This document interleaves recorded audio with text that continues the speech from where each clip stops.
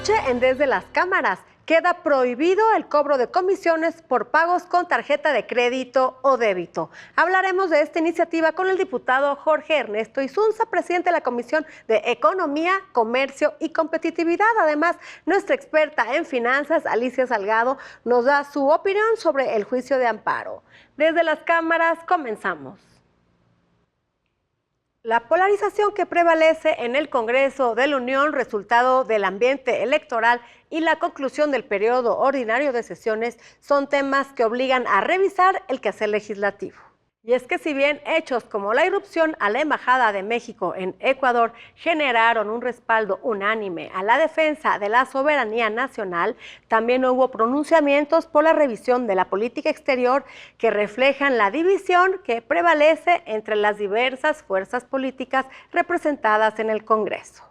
Aunque el encono entre los partidos políticos se mantiene día con día, es importante poner atención en los trabajos que tanto en comisiones como en el Pleno se lleven a cabo en aras de avanzar en los pendientes legislativos.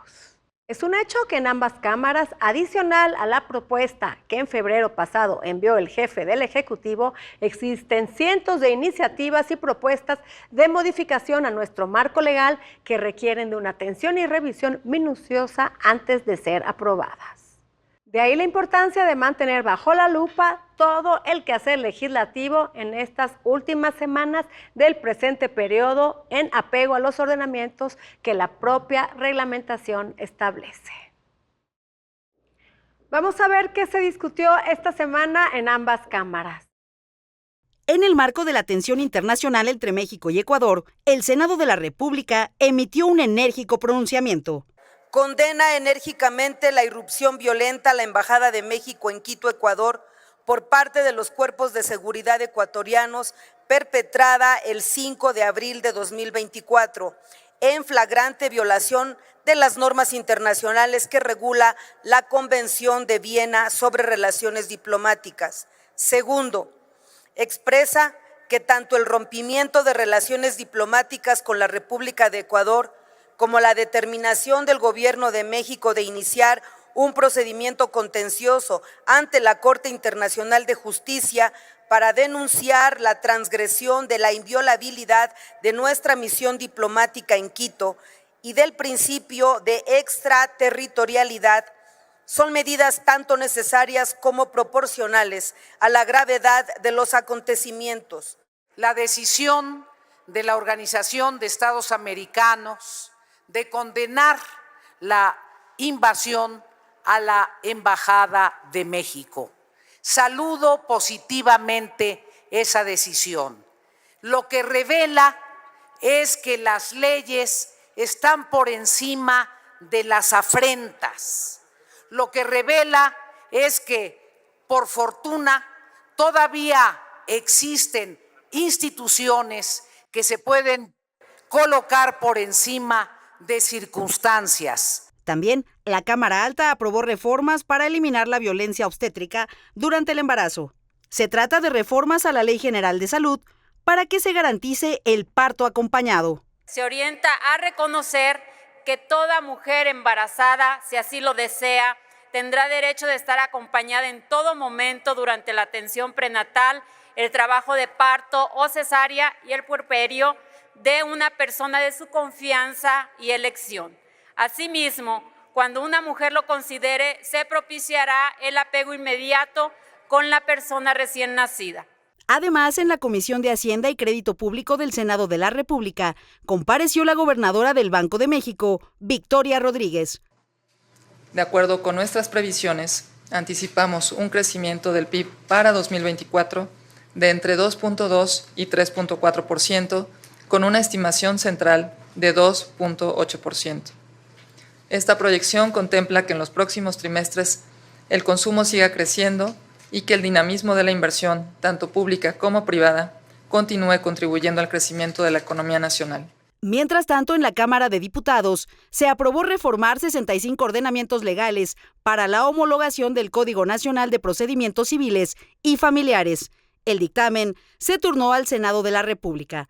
Recordemos que el Código Nacional de Procedimientos Civiles y Familiares introduce procedimientos más ágiles y eficientes, lo que reduce la revictimización de las partes en litigio. Además, incorpora disposiciones específicas relacionadas con la protección de la igualdad, la no discriminación y la perspectiva de género, lo que garantiza un marco legal sólido y actualizado. Desde las cámaras, Claudia Ivette García. Cuando hablamos de juicio político, sabemos que en papel funciona, pero en la realidad es muy diferente. Para explicarnos cómo avanzar con esta figura legal, nuestro compañero Víctor Sánchez Baños conversó con el senador Reyes Flores, quien es el presidente de la Comisión Jurisdiccional.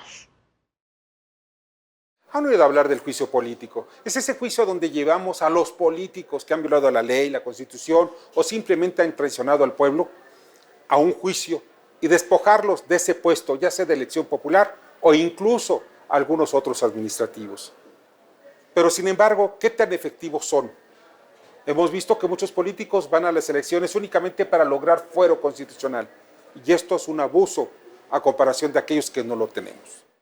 Yo creo honestamente que estos procedimientos están hechos para que no funcionen en México, ¿no? Desafortunadamente tienen una serie de candados y una serie de complicaciones que permiten frenar todo en la Cámara de Diputados como órgano instructor o como comisión instructora.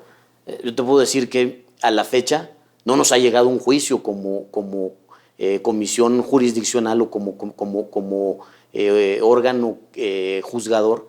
A la Cámara de Senadores no nos ha llegado un solo juicio concluido por la Cámara Instructora, pues, o solicitando una sanción por la Cámara Instructora. ¿Por qué todo se frena en la Cámara de Diputados, ¿no? Esa es una en cuanto a lo que hace a los funcionarios públicos del orden federal. Y luego tienes otro candado en lo que hace a funcionarios públicos del orden común, que aun cuando la Cámara de Diputados, erigido en comisión instructora, concluya una procedencia, la tiene que mandar a los congresos de los estados y en los congresos de los estados pues es otro candado para atorar también. Yo lo que haría es lograr un procedimiento más ágil y obligar a los órganos encargados de la función jurisdiccional, tanto en la Cámara de Senadores como en la Cámara de Diputados, a que concluyan los términos y que sea el Pleno el que decida, que digan sí o no y que cada quien asuma la responsabilidad de lavarle la cara a un pillo conocido o sancionar a quien no tenga o no existan elementos suficientes para una sanción, que cada quien asuma su responsabilidad y bajar también los coeficientes o el porcentaje, de votos que se requieren para aplicar una sanción. Yo creo en el tema del fuero se debe eliminar. Hubo una gran discusión, se está dando cuenta aquí en el caso de la Cámara, porque el legislador es el que más genera opinión y más opinión de responsabilidad, ¿no? Y la razón del fuero tiene pues todo un antecedente histórico de proteger la libre expresión de las ideas. Pero yo creo que se ha abusado, ¿no? Porque el fuero debe de tener la posibilidad de proteger al funcionario público en sus opiniones, pero no en los excesos. Yo siempre he dicho que en la comisión flagrante de un delito el fuero no opera. Hay una controversia ahí, desde mi punto de vista no puede operar porque nadie tiene que ver con que te agarren con un arma de fuego disparándole a alguien y te detengan en ese momento a la libre manifestación de las ideas en términos legislativos, ¿no? ¿Cuántos políticos no hemos visto que violan la Constitución, que son pederastas, que no cumplen con sus obligaciones, incluso con sus hijos, y siguen siendo diputados, senadores, gobernadores, en fin? Hay toda una larga lista de puestos públicos en los cuales están su solicitud de juicio político y no ha avanzado. Debemos los mexicanos exigir que todos aquellos que violen la ley, sean políticos o no, sean castigados. Nuestra especialista en finanzas, Alicia Salgado, nos habla sobre la importancia del juicio de amparo. Alicia, buenas noches. Muy buenas noches, ¿cómo estás? Muy bien, ¿y tú? También bien. Fíjate que hay una iniciativa que hoy se está discutiendo, que se discutió en la Comisión de Gobernación y Puntos Constitucionales, que pretende eliminar el incidente de suspensión para leyes generales una vez aprobada, ¿no? Esto es bien grave porque finalmente dejas en un estado de indefensión jurídica a una gran cantidad de actores. Es una garantía constitucional y sin embargo lo hace modificando la ley de amparo.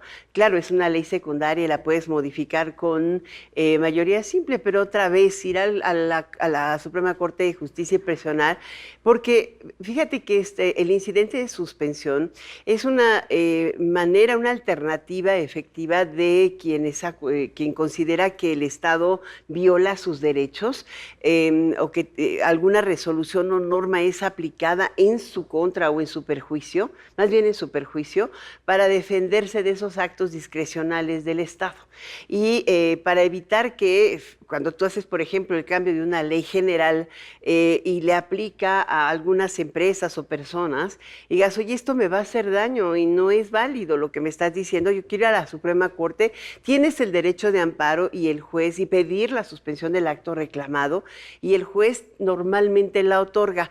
En la iniciativa que de alguna manera fue firmada por el senador Monreal y tiene el impulso del Estado, podríamos decir, que para que la mayoría de Morena lo vote sin siquiera revisar el efecto que puede tener sobre la ciudadanía y los mexicanos y mexicanas, que es grave, porque te insisto, es un estado de indefensión. Esta reforma a la ley de amparo lo único que propiciaría sería que en lugar de que los actos reclamados se suspendan, te tendrías que esperar a un largo juicio. Y esos largos juicios pueden tomar 3 o 4 años, inclusive para definir en primera y segunda instancia, y mientras tanto se te aplica la ley, el cambio de ley tal y como está, y los efectos económicos no podrían ser revertidos, o los efectos personales, o los efectos sobre tus derechos humanos, porque afectaría a todas las leyes generales, económicas, no económicas, personales. Sinceramente es muy grave. O sea, eliminar la garantía de suspensión va en contra del Estado de Derecho que se ha aprobado y se ha vigilado desde la Corte Internacional de Justicia, por Dios. O sea, ellos dicen que porque los jueces lo utilizan discrecionalmente, yo creo que el Estado debe afinar sus capacidades para demostrar que tiene la razón y que haya leyes o que legisle y emita leyes justas, no leyes que lastimen o dañen a las personas y a los bienes de las personas, porque hay algunas iniciativas preocupantes. Así es, Alicia. Bueno, el amparo ha sido una herramienta fundamental para los mexicanos en contra del abuso de las autoridades. Exacto. Y no se debe de modificar y mucho menos eliminar. Gracias por estar aquí con nosotros. Muchísimas gracias, Adriana. Y hasta la próxima. Yo pongo este tema bajo la lupa. El análisis de cómo han rendido cuentas los congresos locales durante el primer trimestre del año lo tiene Claudia Ivette García. Buenas noches, Claudia Ivette. Un gusto estar aquí, Adriana. Muy buenas noches, gracias. Buenas noches. La transparencia es indispensable para que usted, yo y toda la sociedad mexicana podamos exigir rendición de cuentas. Por ello, debemos tener acceso a toda la información relacionada con el trabajo de nuestros legisladores, senadores, diputados federales y, por supuesto, diputados locales. Usted tiene derecho a saber cuándo se reúnen los legisladores del Congreso de su estado para trabajar en comisiones, en el Pleno. Usted tiene derecho a saber cuándo se reúnen sus diputados y diputadas de manera presencial, virtual. Tiene derecho a conocer qué temas se llevarán a tribuna, qué temas serán votados, incluso si su diputada o diputado acudió o no a sesión, básicamente si fue o no a trabajar. Como cada trimestre, aquí en Desde las Cámaras, realizamos una revisión de la transparencia de los congresos locales. Revisamos importantes parámetros para medir qué tan accesible es su información. Vamos primero a los peor calificados. Los congresos peor calificados son Nayarit, Tabasco, Guerrero, penúltimo lugar para Hidalgo y el último lugar es nuevamente, al igual que en las revisiones del año pasado, para el Congreso de Morelos. Se trata de congresos que no permiten a la sociedad acceder en tiempo y forma a iniciativas de ley, puntos de acuerdo, dictámenes y demás información. Ahora vamos a la otra cara de la moneda. ¿Quiénes son los mejor calificados? Son los congresos de Tamaulipas, Jalisco, Chihuahua y en un empate en el primer lugar, tenemos a los congresos de Guanajuato y Baja California. Le recordamos a los congresos locales que la transparencia que nos deben a usted y a mí como sociedad mexicana es una obligación. La transparencia no es por elección, es una ley general. Adriana, aquí le daremos seguimiento a este importante tema. Gracias, Claudia Ivette. Y aquí, bueno, exhortamos a los congresos que no están con su transparencia a que lo hagan, porque si no, aquí los vamos a estar exhibiendo. Gracias, Claudia Gracias. Ivette. Vamos a un corte comercial y no se vaya, porque a nuestro regreso hablaremos sobre la cancelación del cobro de comisiones por pagar con tarjeta con el diputado Jorge Ernesto Insunza. Por supuesto, se le están dando las facultades a la Profeco para que sancione a los comercios que no estén cumpliendo con esta disposición.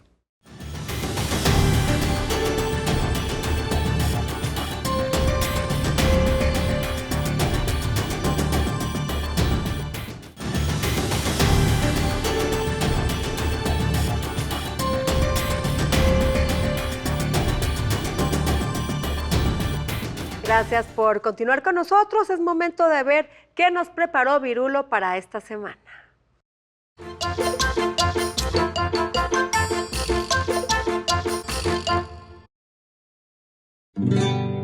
Señora, cuando se hable de Tijuana hay que hacerlo con respeto. Nadie le enseñó en un mapa el que allí comienza México. Y defiende su cultura frente al norte poderoso, en la frontera más dura, ese pueblo tan hermoso.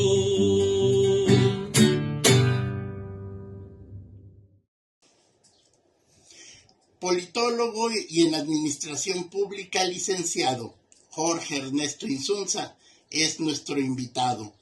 De Economía, Comercio y Competitividad, preside la comisión en la Cámara de Diputados y hoy nos viene a hablar de la cancelación de ciertas comisiones bancarias, el diputado, para ofrecer precios mejores y así defender el derecho de los consumidores. Ya nos acompaña aquí en el estudio el diputado Jorge Ernesto Insunza, quien es presidente de la Comisión de Economía, Comercio y Competitividad, y vamos a platicar con él sobre la prohibición de cargos extras por pagar con tarjetas de crédito o débito. Diputado, ¿qué tal? Buenas noches, ¿cómo está?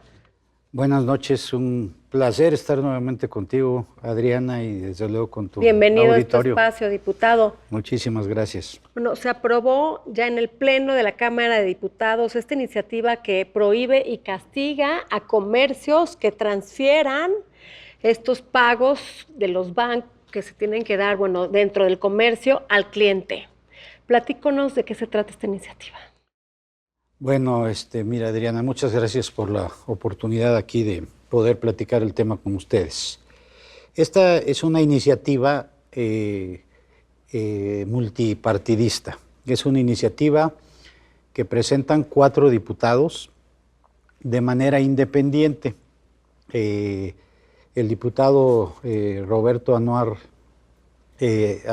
Azar del PAN, Anuar Azar Figueroa, la diputada Susana Cano, del partido de Morena, el diputado Brígido Ramiro Moreno, del Partido del Trabajo, y la diputada Blanca Narro, también de Morena, quienes de manera diferenciada presentan iniciativas, pero con el mismo tema.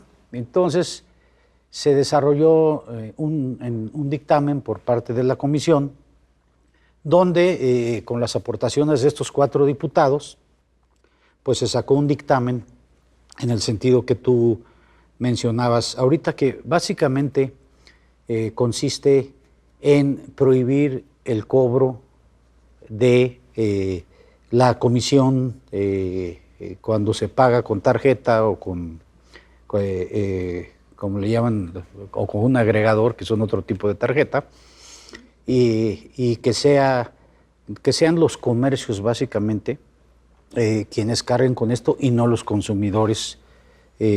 Para el público que nos está viendo, muchas veces uno llega a una tienda, o a un doctor, porque los doctores son especialistas en hacer esto, vas a pagar con tarjeta y te dicen que es un 6% adicional y que si pagas en efectivo no se te cobra esa adicional.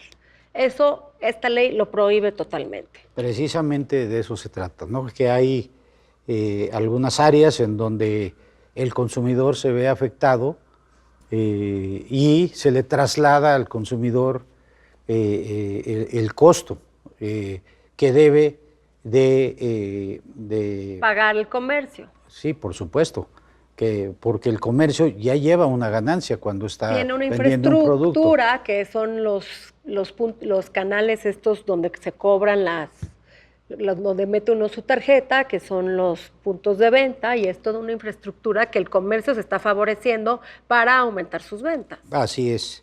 Y lo que sí quiero comentarte es que ya en general los negocios, en su gran mayoría, no transmiten el costo al consumidor. Esto se da en determinados tipos de negocio, como tú mencionabas ahorita un caso, y mucho se da en los pequeños comercios también. En pequeñas tienditas. Así es. En doctores pasa mucho. Así es. Ahora, la iniciativa también tiene que ver con un tema que ya se está generalizando, que es que todo transacción que se haga de manera electrónica tenga la infraestructura necesaria, porque México no es uno de los países donde se comercia mucho electrónicamente, pero sí es un país donde va en aumento geométrico, ¿no? Exponencial el crecimiento. Cada vez más es el uso, cada el vez uso de tarjetas más, de crédito. Así es. Sin embargo, todavía en México el porcentaje de uso de comercio electrónico es bajo en relación a otros países. Hay países, sobre todo los países desarrollados, prácticamente el efectivo ya no existe. Y esa tendencia la vamos a tener con el tiempo. Entonces, la iniciativa también está preparando el terreno para que en un futuro estas transacciones se vayan normalizando cada vez más, y creo que ahorita es un buen momento para impedir que sean los consumidores los afectados por este tipo de prácticas. Esta iniciativa propone sanciones a los comercios que hagan este uso indebido. Es correcto. ¿De cuánto estamos hablando? Mira, propone sancionar hasta con 2 millones de pesos, dependiendo de el tipo de sanción a la que se haga acreedor el comercio, ¿sí? Entonces, el cliente puede llamar a Profeco, y Profeco es el que sancionaría al comercio. Por supuesto, se le están dando las facultades a la Profeco para que sancione a los comercios que no estén cumpliendo con esta disposición. También otro punto. Es importante establecer, que usted nos diga, que en esta ley sí se está contemplando, porque luego en muchos comercios disfrazan esto de promociones. Si pagas con tarjeta de crédito es esta cantidad, pero si pagas en efectivo te vamos a hacer un descuento. En la ley está perfectamente establecido que esto tampoco se puede, que esto es camuflajeado, disfrazado. La ley especifica claramente que el precio final no puede ser modificado bajo ninguna circunstancia. Tiene que ser del conocimiento del público. Es decir, si una empresa decide dar un descuento, aplica para tarjeta de crédito como tanto para efectivo. Así es. En caso de que no suceda así, el cliente puede llamar a Profeco y sancionan a este comercio. Y tiene la facultad, la Procuraduría, para sancionar. En México, hay cerca de 75,000 terminales o dispositivos de estos de los que estamos platicando de pago. ¿Qué considera, diputado, que se tenga que aplicar para que se usen más de estos dispositivos? Como lo comentabas anteriormente, estamos creciendo en el uso de tarjetas de crédito, pero también hay que crecer en el uso de establecimientos que cuenten con terminales para estos pagos. Sí. Sobre todo en las zonas más marginadas y en las zonas rurales, que es donde no hay estas terminales. Sí, mira, yo creo que la iniciativa en este caso sí analizó un poco este tema, porque efectivamente hay zonas del país que inclusive no tienen internet, o sea, el punto de venta Claro, no funciona. requiere internet. Requiere internet, pero el servicio de tarjeta siempre coadyuva o es un elemento que te puede resolver una situación o una emergencia, sobre todo en estas zonas donde todavía no hay tantos dispositivos. Pero la tendencia, como dije hace rato, es mundial. México, a nivel latinoamericano, a pesar de que somos pues, la segunda economía más poderosa de Latinoamérica, en el tema del comercio electrónico ocupamos el 5º lugar, es decir, tenemos un área de crecimiento todavía enorme. Y en este sentido, estos dispositivos sí han sido una solución para ciertos casos, pero también es un hecho que muchas veces son víctimas los consumidores de se aprovechan algunos comerciantes de esta situación, y tenemos que proteger también, en este caso, que esos consumidores no se vean afectados, porque son normalmente quienes menos recursos tienen y donde más difícil es hacer el uso de la tarjeta. Entonces, por supuesto, se está protegiendo que no sean víctimas, sobre todo en ese tipo de regiones donde no existe tanta facilidad para hacerlo. Los porcentajes de cobro son a veces mucho mayores por esa situación. Entonces, la ley protege esto. Diputado, pues una iniciativa muy importante ya que protege al consumidor. Gracias por estar aquí con nosotros esta noche, diputado. Al contrario, siempre un placer estar aquí contigo, Adriana. Gracias. Se nos acabó el tiempo, pero no dejen de vernos próximo jueves en el único programa de la televisión que pone bajo la lupa el quehacer legislativo. Buenas noches.